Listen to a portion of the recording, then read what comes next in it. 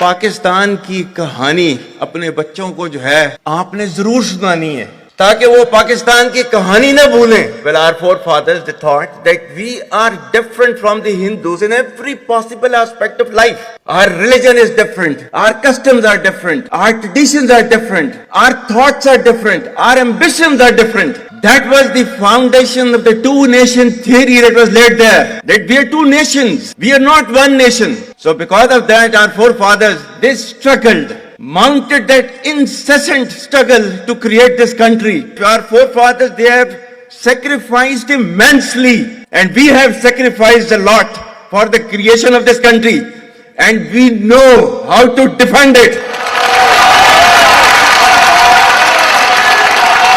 My dear brothers and sisters and sons and daughters, please don't forget the story of Pakistan.